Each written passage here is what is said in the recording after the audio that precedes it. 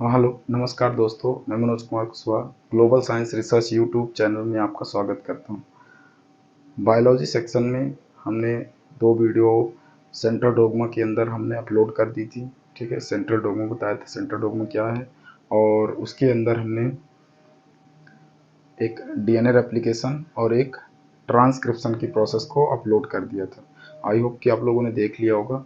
आज उसी प्रोसेस के अंदर तीसरा सेक्शन है हमारा, इसको बोलते हैं ट्रांसलेशन। ठीक है, आपको हमने बताया था कि प्रोटीन के बनने में 3 प्रोसेस पार्टिसिपेट करते हैं, एक डीएनए रेप्लिकेशन, फिर ट्रांसक्रिप्शन और फिर ट्रांसलेशन, और इन्हीं तीनों को मिला के बोला जाता है सेंट्रल डोग्मा। और ये हो कहाँ रहा होता है? ये हो रहा होता है आपका सेल में। ठीक है, सेल के अंदर ईच एंड एवरी सेल्स में। ठीक है, और अगर हम बात करें ये कौन सा क्लास है और चैप्टर कौन सा है, तो ये आपका क्लास 12th का अगर आप पुरानी ओल्ड एनसीईआरटी देखेंगे तो चैप्टर 6 है, molecular basis of inheritance.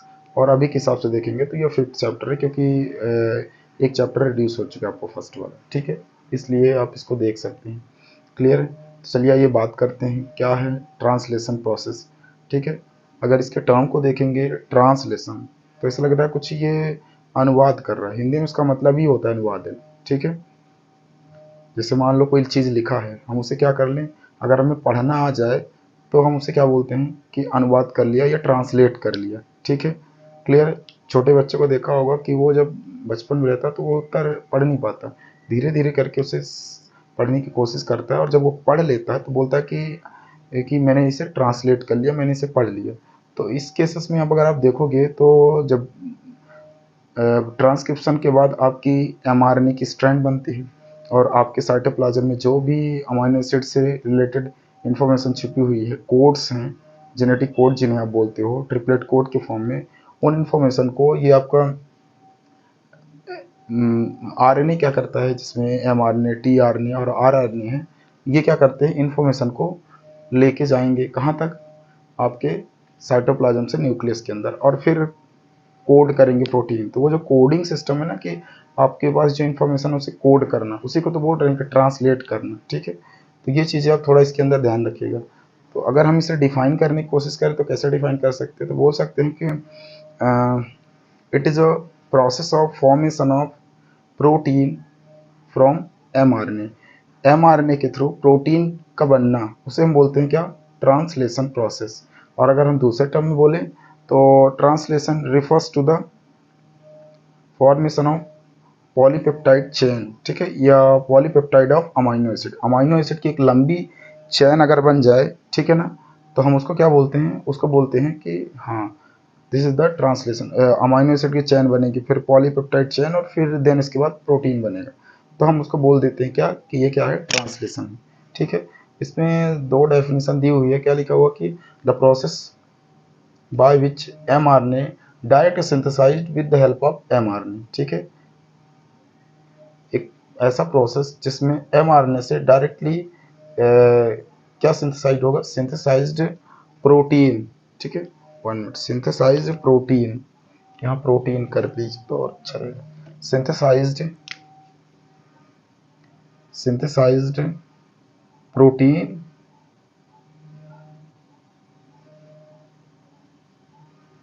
Synthesized protein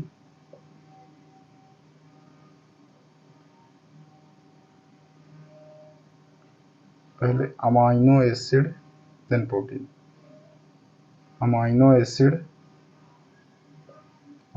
acid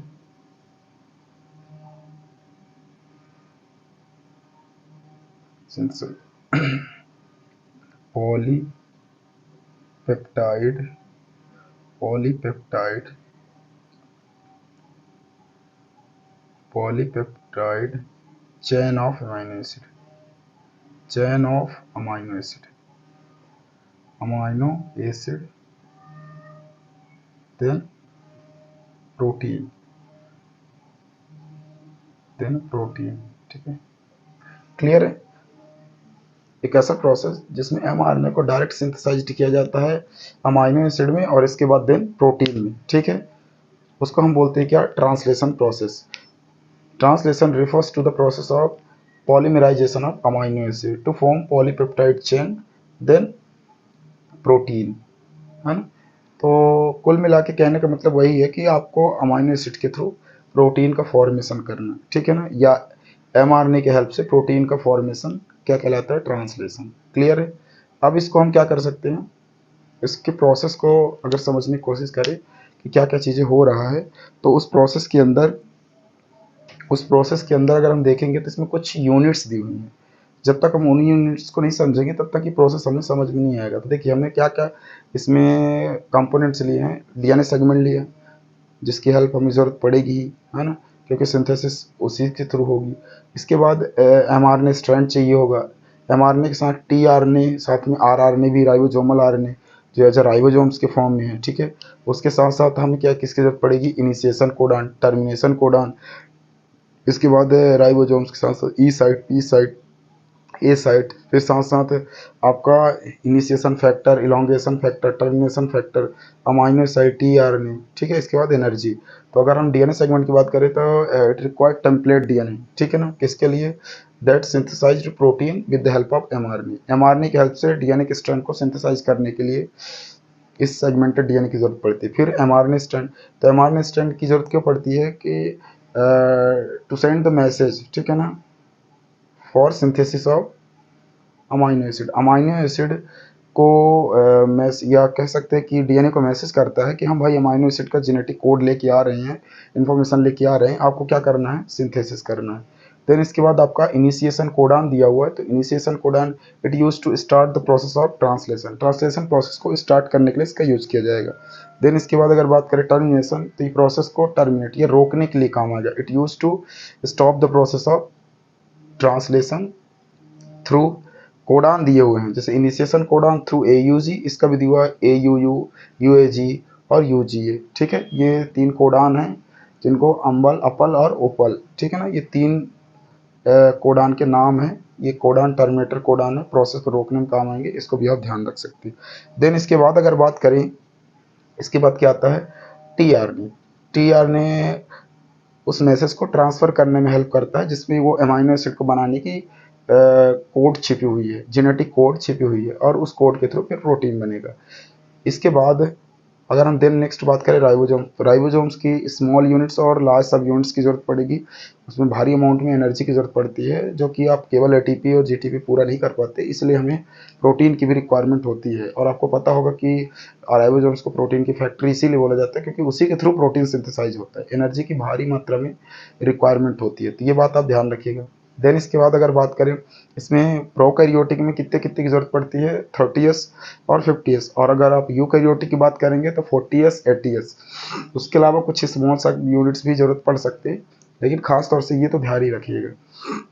इसके बाद अगर नेक्स्ट बात करें हम, इनिशिएशन फैक्टर, कुछ और यूनिट्स की ज़रूरत पड़ती है जिसे हम initiation factor IF1, IF2, IF3, और अगर यूकैरियोटिक में तो IF4, 5, 6 की भी ज़रूरत पड़ती है। और अगर हम इलोंगेशन की बात करें, सेम है ना, ये प्रोसेस को इनिशिएट करने के लिए ज़रूरत पड़ती है फैक्टर, और इलोंगेशन उसमें प्रोसेस में अमाइनो एसिड टीआरएनए ले जाके ऐड करेगा, प्रोसेस से रीड करके अमाइनो एसिड चेन बनाएगा और पॉलीपेप्टाइड चेन के फॉर्म में प्रोटीन बनना स्टार्ट होगी। तो ये जो प्रोसेस है वो इलोंगेशन के अंदर आता है, और इलोंगेशन क्या करता है, इलोंगेशन फैक्टर्स में रोल प्ले करता है। EF1, EF2, EF3, और अगर यूकैरियोटिक में जाएंगे तो फिर वही EF4, EF5, EF6 ऐसे बढ़ता जाएगा। इसके बाद नेक्स्ट हमें अमाइनो एसाइल टीआरएनए की जरूरत पड़ती है, ठीक है। अमाइनो एसाइल या अमाइनो एसाइलेशन बोलेंगे, अमाइनो एसाइलेशन भी बोल सकते हैं। अमाइनो एसाइल टीआरएनए की जरूरत क्यों पड़ती है, क्योंकि आपके जो जेनेटिक कोड हैं उनको एक्टिवेट करने के लिए, ताकि वो जा करके आपके डीएनए स्ट्रैंड पर आरएनए की हेल्प से बाइंड कर पाएँ टीआरएनए की हेल्प से। उसको एक्टिवेट करने के लिए कौन आता है, अमाइनो एसाइल आता है, उसको बोलते हैं amino activation of amino acyl tRNA या चार्ज्ड टीआरएनए, ठीक है ना, अमाइनो एसाइल चार्ज टीआरएनए। तो ये अमाइनो एसिड को एक्टिवेट करने में रोल प्ले करेगा कौन, अमाइनो एसाइल टीआरएनए, ठीक है। क्लियर है, ये बात ध्यान रखिएगा। इसके बाद आपका क्या दिया हुआ है, इसमें एनर्जी दी हुई है। एनर्जी का अब रिक्वायरमेंट देखेंगे, एटीपी जीटीपी की तो जरूरत पड़ेगी ही, है ना, क्योंकि बिना एटीपी जीटीपी के ये जो रिएक्शन आप इधर देख रहे हैं एक्टिवेशन के लिए, तो वो बिना एनर्जी के एक्टिवेशन स्टार्ट ही नहीं होगा, एक्टिवेशन प्रोसेस होगी नहीं। इसमें एक चीज़ साथ छूट गया, वो ध्यान रखिएगा, ई साइड पी और आपका ए साइड।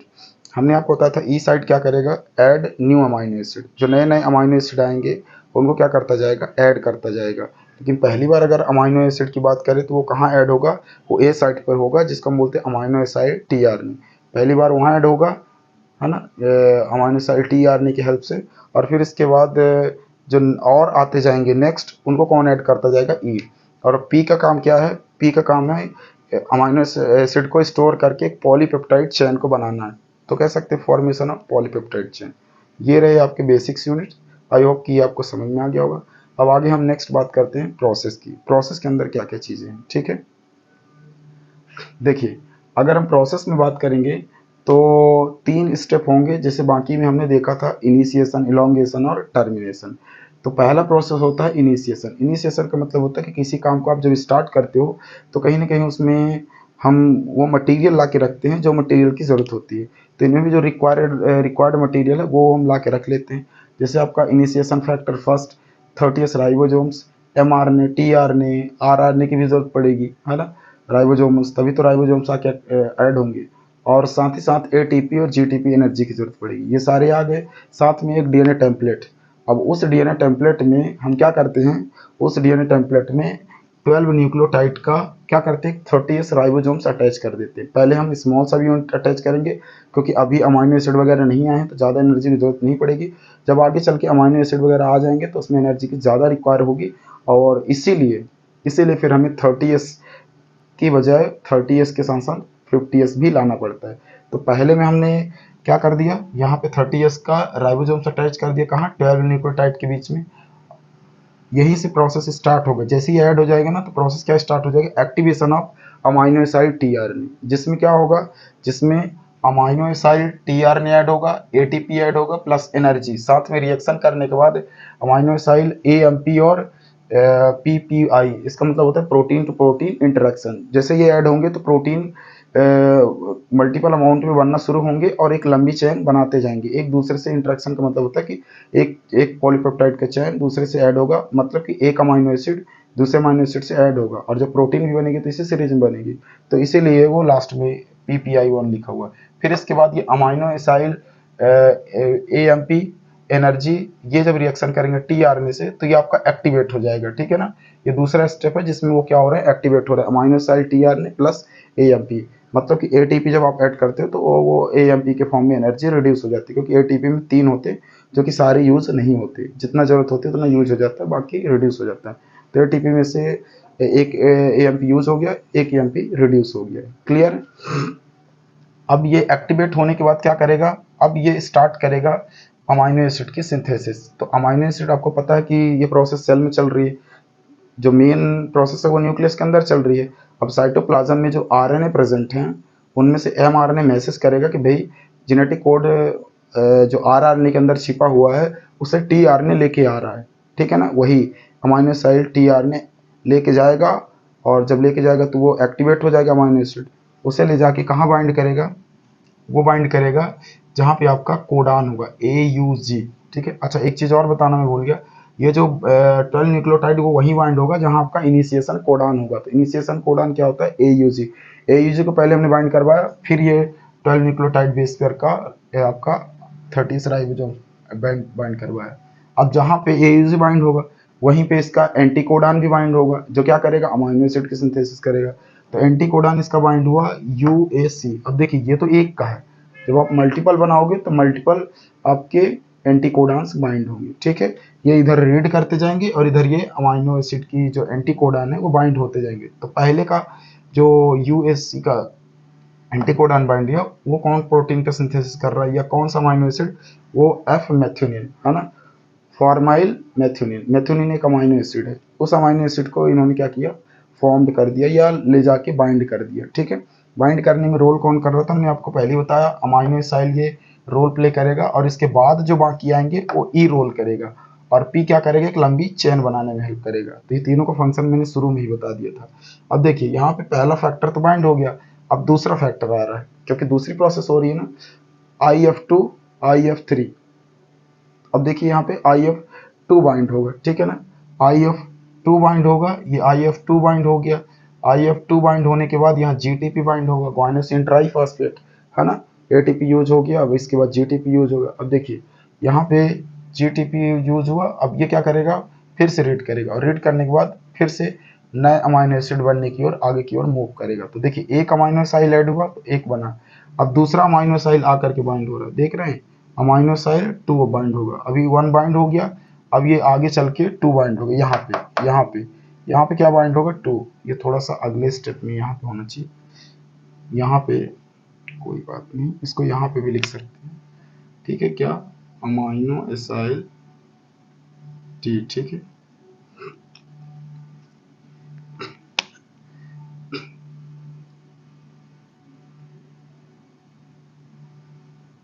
ये जेनेटिक कोड UAC, ठीक है, क्लियर।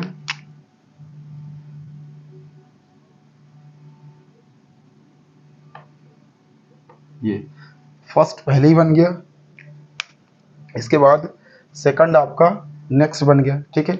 अब ये जा करके क्या हुआ, अमाइनो एसिड सेकंड आकर के बाइंड हो गया, ये दिख रहा है, यहाँ बाइंड हो गया। अब जब सेकंड बाइंड होगा तो दूसरा अमाइनो एसिड बनेगा, और दूसरा अमाइनो एसिड बनेगा तो एक लंबी चेन बनेगी। वो लंबी चेन आपको कहाँ दिख रही है, यहाँ दिख रही है।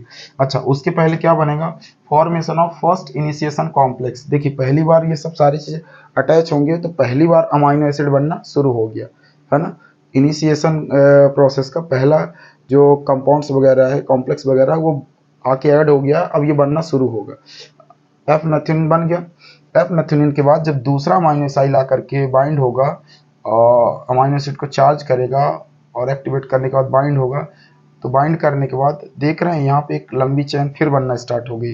एफ मैथ्योनिन के बाद लाइसिन, या ल्यूसिन, वैलिन, सेरिन, है ना, एलानिन, ये इस तरीके से एक लंबी चेन आपकी बनती जाएगी, ठीक है ना।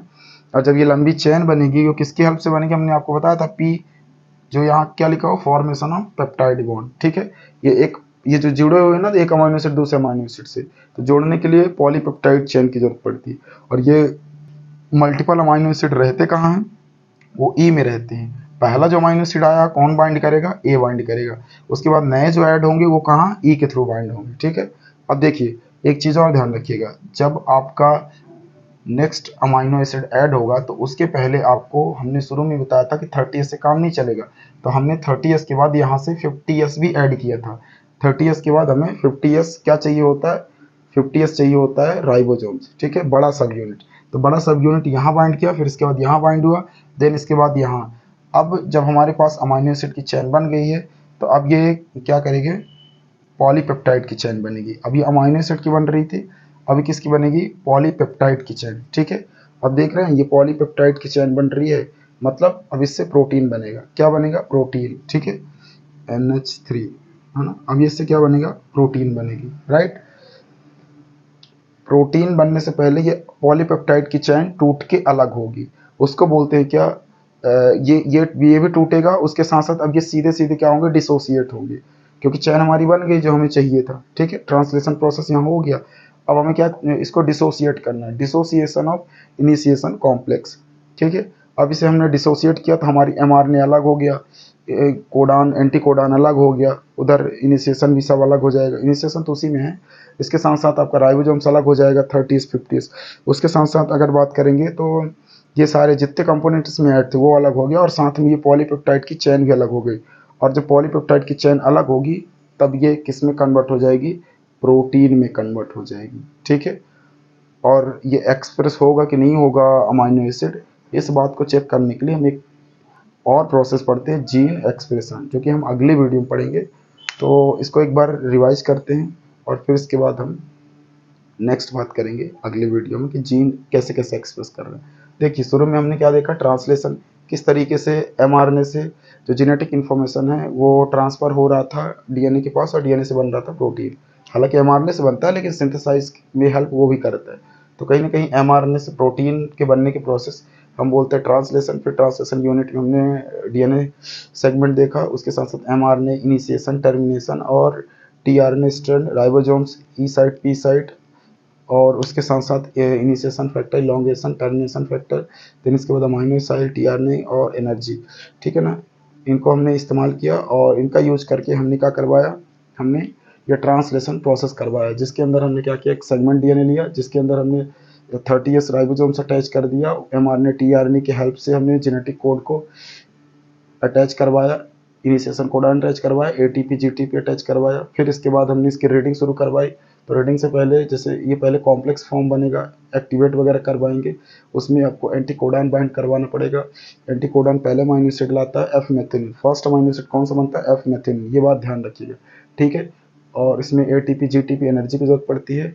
एक्टिवेशन में अमीनो एसिड हेल्प करता है, जिसमें हम क्या करवाते हैं, एक रिएक्शन करवाते हैं और amino acid tRNA plus AMP हम एक रिएक्शन के थ्रू बनाते हैं। फिर इसके बाद हम यहाँ पे अमीनो एसिड टीआरएनए ऐड करने के बाद अमीनो एसिड 2 ऐड करते हैं। फिर इसके बाद जैसे 3 4 ऐड होता जाता है और एक पॉलीपेप्टाइड की चेन बनती है। उसके पहले हम initiation formation of first initiation complex बनाते हैं, फिर पॉलीपेप्टाइड चेन 30s राइबोसोम से जब काम नहीं होता 50s ऐड करते हैं। 50s के बाद नेक्स्ट यहाँ पे नए अमीनो एसिड बाइंड करने में रोल कौन करता है, ये ई साइट, और first amino acid A side bind करने में रोल प्ले करता है। पी एक पॉलीपेप्टाइड जो बीच में ये बॉन्ड दिख रहा है ना, ये बॉन्ड को फॉर्मेशन में हेल्प कौन करता है, पी साइड। एक अमीनो प्रोटीन के अमीनो एसिड, प्रोटीन की एक अमीनो एसिड से पॉलीपेप्टाइड चेन बन गई, अब इससे हमारा प्रोटीन बन जाएगा। यहाँ पे पहले क्या होगा, डिसोसिएशन ऑफ इनिशिएशन कॉम्प्लेक्स, और डिसोसिएट होने के बाद एमआरएनए अलग हो जाएगा, कोडॉन अलग हो जाएगा, राइबोसोम्स वगैरह सब अलग हो जाएंगे, और इसके बाद एक पॉलीपेप्टाइड की चेन बन जाएगी और उसी से हमारा प्रोटीन बन जाएगा। तो आई होप ये प्रोसेस ऑफ ट्रांसलेशन समझ में आया होगा। तो कैसा लगा वीडियो हमें कमेंट सेक्शन में बताएं, और साथ साथ वीडियो को लाइक, सब्सक्राइब और उसके साथ अपने दोस्तों के साथ शेयर कर सकते हैं, ताकि ज़्यादा से ज़्यादा लोगों को फ़ायदा मिल पाए। जय हिंद।